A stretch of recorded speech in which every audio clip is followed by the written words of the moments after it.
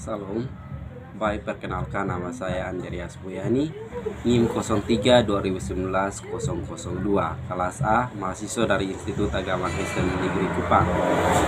Baik, di sini saya akan menjelaskan materi perencanaan dan strategi pembelajaran yang terdapat dalam 4 topik. Yang pertama, perencanaan dan strategi pembelajaran. Yang kedua, variabel pembelajaran dan jabarkan desain pembelajaran menurut pendapat para ahli. Yang ketiga, program pembelajaran online maupun offline dalam proses pembelajaran. Yang keempat, strategi dan pembelajaran berorientasi standar proses. Baik, kita masuk dalam bagian pertama, yaitu perencanaan pembelajaran terdiri dari dua kata, yaitu perencanaan berasal dari kata rencana yang berarti pengambilan keputusan tentang apa yang kita lakukan dalam mencapai suatu tujuan. Ada beberapa perencanaan yang dipakai pada saat ini. Merencanakan belajar mengajar sebagai berikut.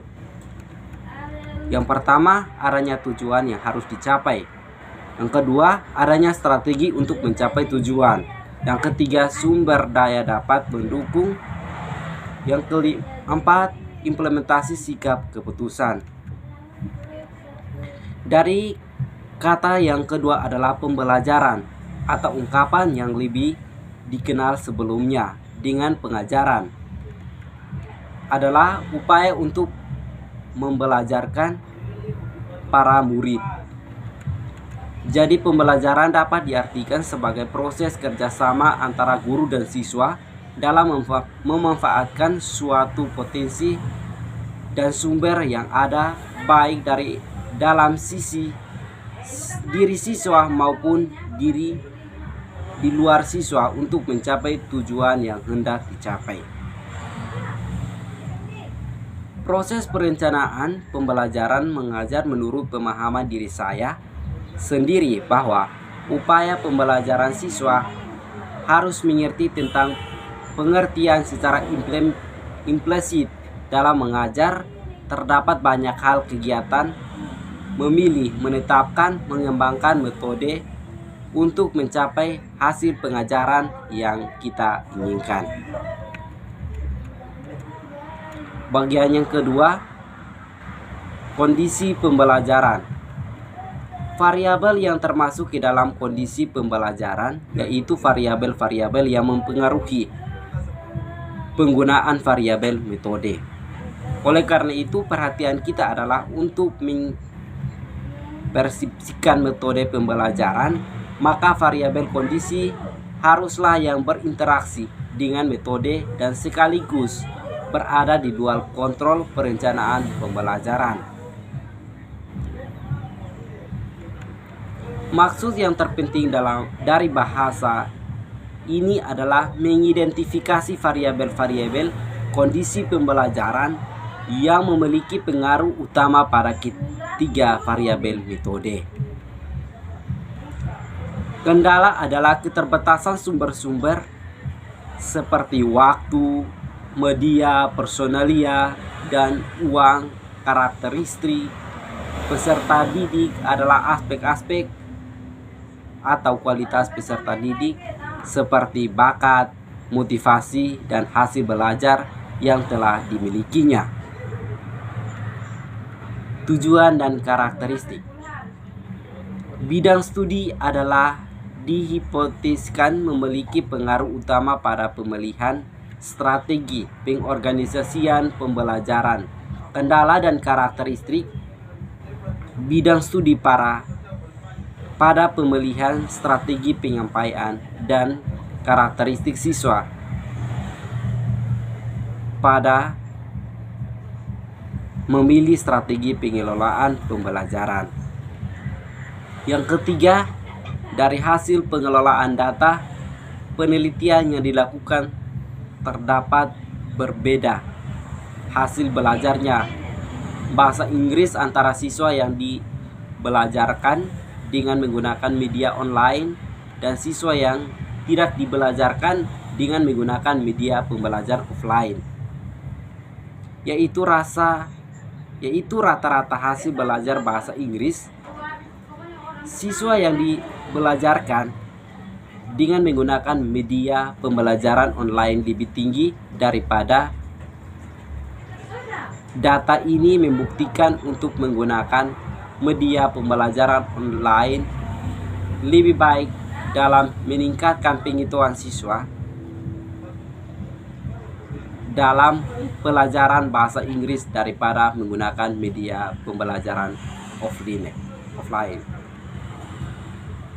Ini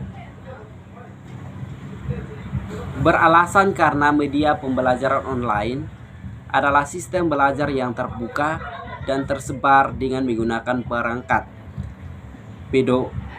pedagogi atau alat bantu pendidikan yang dimungkinkan melalui internet dan teknologi berbasis jaringan untuk memfasilitasi pembentukan proses belajar mengajar dan pengetahuan melalui aksi dan interaksi yang diperbandingkan dengan siswa yang dibelajarkan dengan menggunakan media pembelajaran offline. Penggunaan media pembelajaran offline dalam pembelajaran bahasa Inggris menggunakan siswa untuk berinteraksi langsung, melakukan kontrol langsung pada sumber informasi, sehingga siswa yang mengendalikan dan mengakseskan apa yang terjadi kebutuhannya. Pembelajaran dengan media offline juga memungkinkan guru bebas melakukan berinteraksi dengan siswa, sehingga pembelajaran berfokus pada informasi yang sedang dipelajari.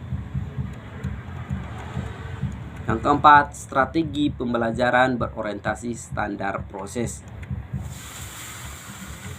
Standar proses pendidikan, standar nasional pendidikan yang berkaitan dengan pelaksanaan pembelajaran pada satuan pendidikan mencapai standar kompetensi dengan nomor PP nomor 19 tahun 2005 bab 1 pasal 1 ayat 6. Standar proses pendidikan yang dimaksud berlaku untuk setiap lembaga dan pendidikan formal pada jenjang pendidikan tertentu dalam lingkungan secara nasional. Strategi merupakan salah satu hal yang penting untuk memperhatikan para pendidik dalam melaksanakan aktivitas kependidikannya. Keberhasilan proses belajar mengajar banyak dipengaruhi oleh strategi yang diterapkan, strategi yang cocok dengan terutama situasi dan kondisi peserta, pemberian kemungkinan yang lebih besar daripada keberhasilan pembelajaran mengajar, demikian pula sebaliknya. Di antara strategi pendidikan yang ada adalah strategi belajar mengajar, pendekatan kelompok, dan strategi belajar mengajar pendekatan individual. Pendekatan kelompok dan strategi belajar mengajar di antara strategi pendidikan yang ada adalah strategi belajar mengajar pendekatan kelompok dan strategi belajar mengajar pendekatan individual.